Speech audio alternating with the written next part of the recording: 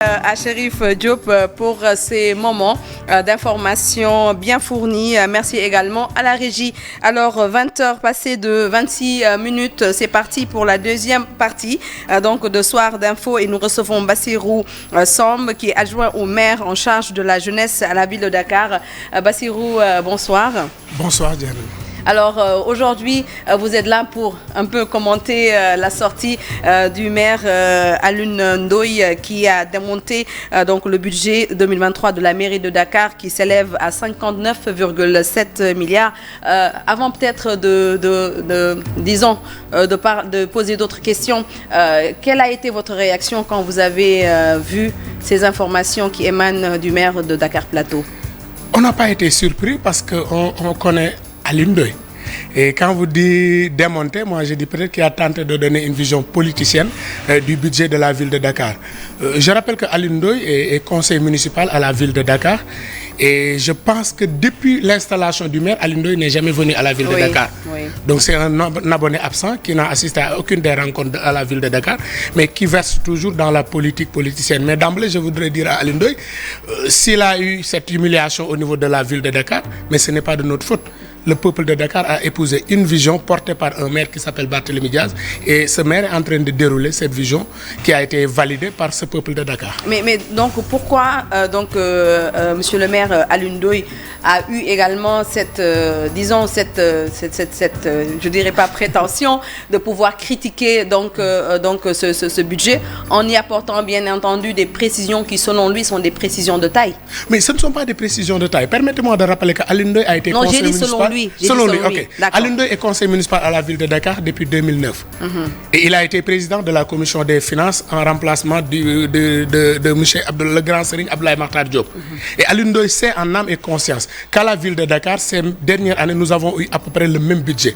Il a toujours voté ce budget avec la même nomenclature budgétaire, avec les mêmes crédits. Il n'a jamais eu, en tout cas l'occasion, on ne l'a jamais entendu critiquer ce budget. Et aujourd'hui, il veut critiquer ce budget, mais je considère qu'il est simplement dans une posture politique. Je rappelle qu'à la ville de Dakar, le 4 novembre déjà, nous avions convoqué une session d'ouverture budgétaire. Il a dit qu'il n'a pas reçu de convocation. Ah non, attention, depuis qu'il est à la ville de Dakar, on utilise le même modus operandi. Il dit qu'il n'a pas reçu de convocation et pourtant à la séance du 16 novembre, Alioune Ndoye était présent, à la séance du 16 décembre. Comment il a été convoqué pour pouvoir assister à cette rencontre? S'il dit qu'il n'a pas été convoqué le 4, il n'a pas été convoqué le 26. Et pourtant, le 16, il est venu. Et à la rencontre du 16, je rappelle que c'était juste une rencontre pour ouvrir la session budgétaire. Donc, il n'y a pas de débat dans cette rencontre. Mais de manière inélégante, il a pris la parole ce jour et le maire a laissé Alioune Ndoye parler. Alors qu'à l'occasion, il ne devait pas y avoir de débat. C'était juste une ouverture de la session budgétaire. Donc, la question que je pose... Il a parlé en disant quoi? Non, ce jour-là, il est venu à la rencontre du conseil municipal remettre au jour la question du marché Sandaga. Et je dis qu'Alioune Ndoye devrait aujourd'hui être poursuivi pour destruction de biens appartenant à autrui. Ah oui? Parce qu'il a détruit le marché Sandaga et vous êtes au courant que récemment, la justice a donné raison à la ville de Dakar. Donc il devait être aujourd'hui poursuivi pour ce fait. Et l'autre chose qu'il faudrait dire au peuple de Dakar, c'est qu'il a élu 100 conseillers municipaux. Et parmi ces conseillers municipaux, il y a un certain Alioune Ndoye qui ne se présente jamais. Et même le mandat sortant, quand il était président de la commission des finances, il était presque abonné absent. Il est très difficile de compiler 4 conseils municipaux auxquels Alioune Ndoye a pris part. Donc aujourd'hui, il faudrait qu'Alioune Ndoye puisse ravaler sa frustration. C'est le peuple de Dakar qui n'a pas accepté cette vision qui a été proposée par Benno Bokk Yakaar. Le peuple de Dakar a élu le maire Barthélémy Diaz. Et ce budget a été voté lors de notre dernière session à l'unanimité des conseils présents. Et je rappelle que ce jour, il y avait des conseils de Benno Bokk Yakaar, des conseils appartenant au Parti Socialiste où est Alioune Ndoye. Et tout le monde a validé le budget proposé par le maire de la ville de Dakar. Et pour vous montrer qu'Alioune Ndoye est dans la politique politicienne, quand il nous parle de la masse salariale, mais je rappelle que la masse salariale de la ville de Dakar de 2022 est à peu près la même chose qui a été reconduite en 2023. Quand Alioune Ndoye nous parle aujourd'hui de frais de mission disant que oui, c'est au service du maire. Mais Alioune Ndoye doit savoir que Dakar est la capitale du Sénégal. Et Dakar a une posture et une place au niveau international. Nous sommes membres de plusieurs organisations. Et ce n'est pas seulement le maire qui voyage. Ces frais de mission, il y a le maire, il y a les élus, il y a les techniciens qui sont appelés à prendre part à des rencontres internationales. Donc Alioune Ndoye, c'est ça. Et il sait aujourd'hui que les communes travaillent selon la nomenclature budgétaire qui leur a été proposée. Et la nomenclature budgétaire de la ville de Dakar, allez vérifier dans les autres collectivités locales, on trouve à peu près les mêmes rubriques. Donc, il ne faudrait pas qu'ils se mettent aujourd'hui à vouloir leurrer les Sénégalais. Mais aujourd'hui, qu'est-ce qui peut motiver une telle réaction du maire Alioune Ndoye face à ce budget de la mairie de Dakar qui a été voté, vous l'avez dit, à l'unanimité? Oui. Qu'est-ce qui peut motiver aujourd'hui, hormis la politique, qu'est-ce qui peut motiver aujourd'hui cette sortie du maire Alioune Ndoye? Je ne vois pas un autre motif que politique. Je rappelle qu'Alioune Ndoye a été tête de liste lors des dernières législatives à Dakar. Il a été battu même jusque dans son propre bureau. Et vous savez ce qu'il a fait? Lors des fêtes de Tamkhari, il a refusé de donner les bœufs que la commune de Plateau avait l'habitude de donner, prétextant que le peuple de Dakar Plateau l'a trahi. On a gagné Dakar au local et au législatif, on a amené Alioune Ndoye et il a été battu. Donc aujourd'hui, je considère qu'Alioune Ndoye est toujours frustré. Mais il ne devait pas être frustré contre Barthélémy Diaz, mais il devait parler au peuple de Dakar. Parce que ce peuple de Dakar, on a soumis à ce peuple de Dakar une vision, un programme porté par le maire, et ce programme c'est Dakar Binu Bokk. Eux, ils ont présenté un programme à ce peuple de Dakar et majoritairement et de manière écrasante, le peuple de Dakar a choisi le maire Barthélémy Diaz comme maire, a choisi Barthélémy Diaz comme député à l'Assemblée nationale. Aujourd'hui, Alioune Ndoye, s'il doit se reprocher quelque chose, il n'a qu'à aller le dire au peuple de Dakar. Mais il parle d'irrégularités notées lors du vote du budget, qui selon lui mettent en doute la sincérité du budget. Je le cite, voté sans le respect du délai minimal d'un mois pour le débat d'orientation budgétaire, juste 13 jours après l'ouverture de la session. Oui, si vous voulez, je vous montre les convocations. D'accord. Le conseil municipal de la ville de Dakar a été convoqué d'abord le 4 novembre. Et le code nous dit qu'il faut au moins 30 jours entre l'ouverture et le vote du budget. Le 4 novembre, le conseil municipal de la ville de Dakar s'est réuni. Et le 4 décembre, on s'est réuni. On a encore reconvoqué le conseil municipal. Et le budget de la ville n'a été voté que le 16 passé. Faites le décompte entre le 4 novembre et le 16. On est à presque 42 jours alors que le code nous dit qu'il faut un minimum de 30 jours.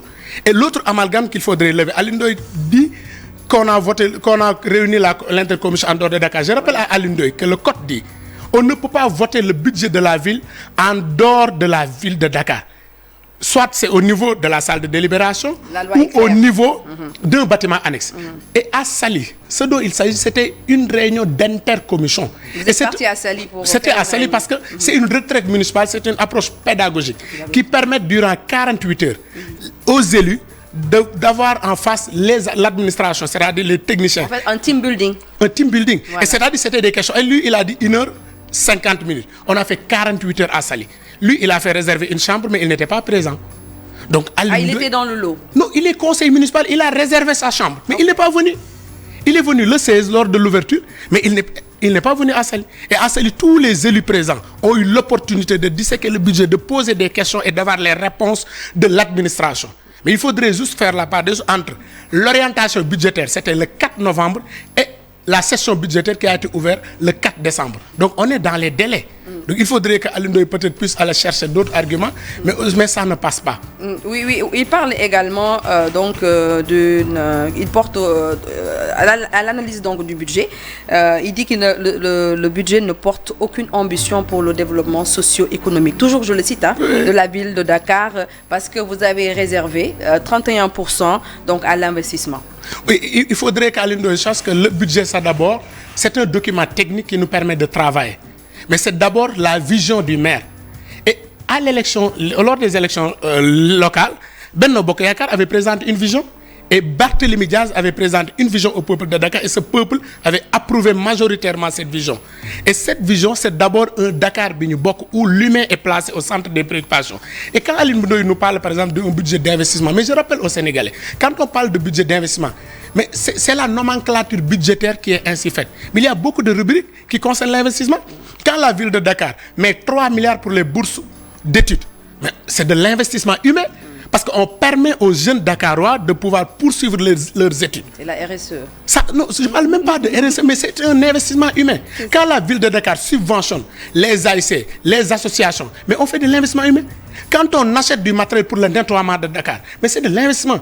Mais c'est la nomenclature budgétaire qui est ainsi faite parce que c'est des rubriques et tu es obligé parfois de faire un arbitrage entre les rubriques. Donc aujourd'hui, on nous parle près de 69%. Moi, j'aimerais bien qu'Alioune Ndoye puisse me dire ce qu'il a fait au niveau de Plateau. Le Plateau aujourd'hui, qui est une grande commune, qui a beaucoup de recettes, excepté l'école Bibi Ndiaye, je me demande qu'est-ce qu'Alioune Ndoye a fait au niveau de Dakar Plateau, parce que le centre-ville, tout le monde sait, l'écrasante majorité des investissements, c'est l'œuvre de l'État. Donc aujourd'hui, la ville de Dakar est en train de dérouler la vision de son maire Barthélémy Diaz, et cette vision tourne autour de l'humain. C'est pourquoi on a eu à faire la journée de solidarité en accompagnant les corps de métier de Dakar. Mais tous les jours, on accompagne les Dakarois en leur octroyant des prises en charge médicales, des prises en charge scolaires, en les accompagnant, en leur dotant de matériel de travail. C'est ça, investir sur l'humain.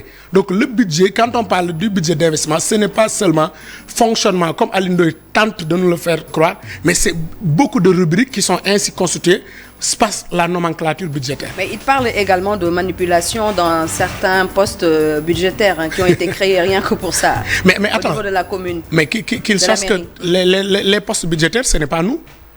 C'est la nomenclature budgétaire que vous pouvez trouver demain à la ville de Thiès, à la mairie de Guédiawaye, à la mairie de Ziguinchor et un peu partout. Mais c'est un financier, quand même, il doit savoir tout ça. Mais il doit savoir qu'aujourd'hui, le budget de la ville de Dakar, de 2017 à maintenant, c'est à peu près les mêmes montants. Ça n'a pas beaucoup évolué.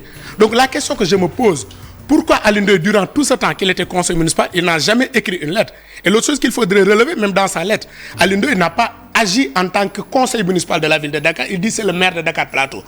Pourquoi il a omis cette casquette de conseiller municipal de la ville de Dakar?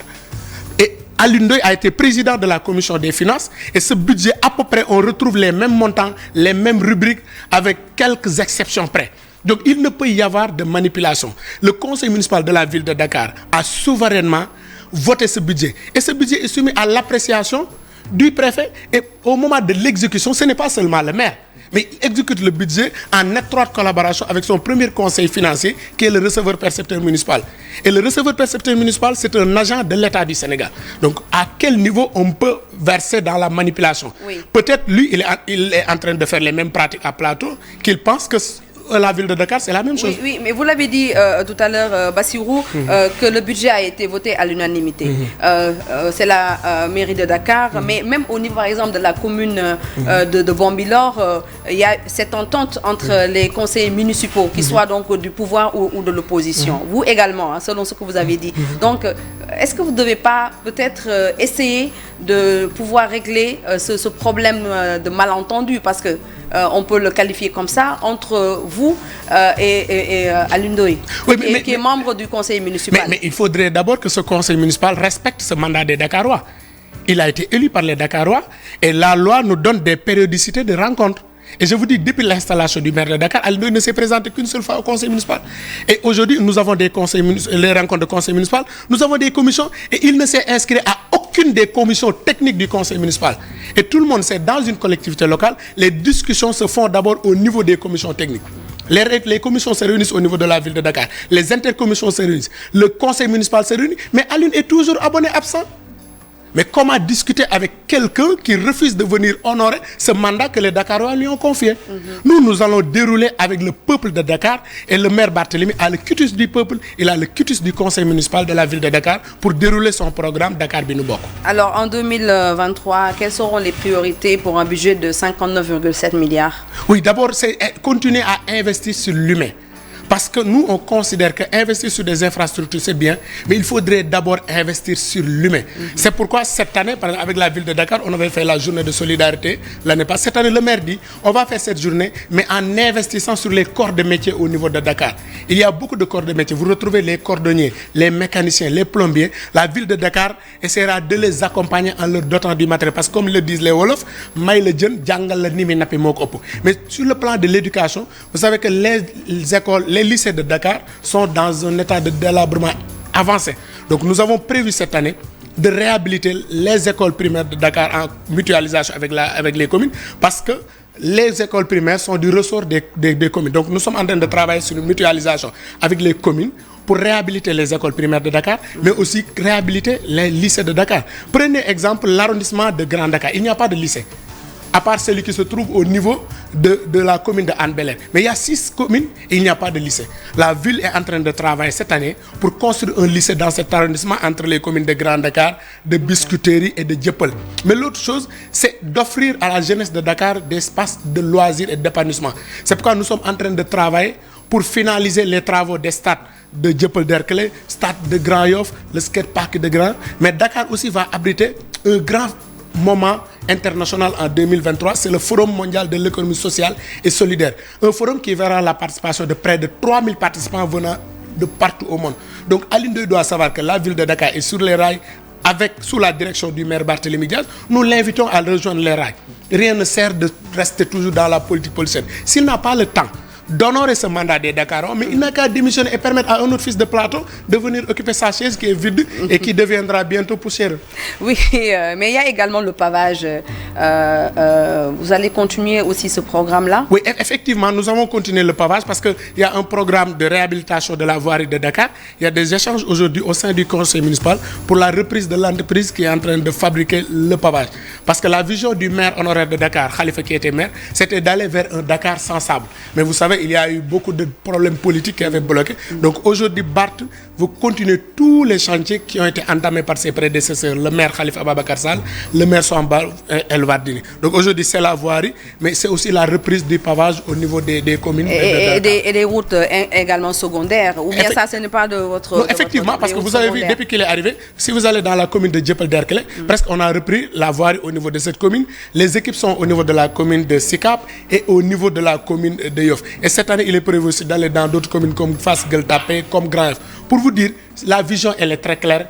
Et on nous invitons simplement ceux du pouvoir à être fair play, à accepter ceux du pouvoir, c'est-à-dire ils ne vous facilitent pas le travail? Mais pas du tout. Vous savez qu'au niveau de la ville de Dakar, depuis que Barthélémy Diaz est là, c'est un peu difficile avec l'État. Et moi, c'est le lieu de lancer un appel au président de la République. Mais il ne se laisse pas faire aussi, hein? Ah, mais on ne se laissera pas faire.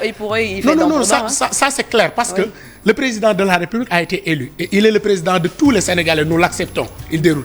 Mais il doit accepter que Barthélémy Diaz a été élu par le peuple de Dakar pour les 5 ans à venir. Je vous rappelle que depuis son installation, Barth avait saisi le président pour que le conseil municipal puisse le rencontrer, échanger avec lui sur les problèmes de Dakar. Mais jusque-là, il refuse de recevoir. Donc aujourd'hui, nous allons dérouler avec le peuple de Dakar, avec les partenaires de la ville de Dakar. En tout cas, merci beaucoup Bassirou Samb. Je rappelle que vous êtes adjoint au maire de la ville de Dakar, chargé de la jeunesse. Bien entendu, c'est bien cela. Oui, c'est bien. J'espère que vous avez un programme pour la jeunesse très rapidement. Absolument. Je vous ai parlé tout à l'heure de la réhabilitation, de la construction des stades, d'espaces de loisirs, mais aussi des forces. Les espaces de loisirs, on en a besoin pour les enfants. Effectivement. Aujourd'hui, nous nous apprêtons à inaugurer le premier skatepark de l'Afrique de l'Ouest qui se trouve au niveau de Grand. Et ça, c'est l'œuvre de la ville de Dakar, plus le stade de Grand et le stade de Dieuppeul, sans oublier les subventions et les bourses qu'on offre aux étudiants de Dakar. Nous serons là pour voir tout cela. Merci beaucoup Bassirou Samb. Je rappelle qu'il est adjoint au maire de la ville de Dakar, chargé de la jeunesse. Merci à vous téléspectateurs de nous avoir suivis. C'était Soir d'info de ce jeudi. Je vous retrouve demain, vendredi, avec d'autres invités. Merci à la régie et puis on vous souhaite de passer une excellente soirée avec la télévision Futur Média.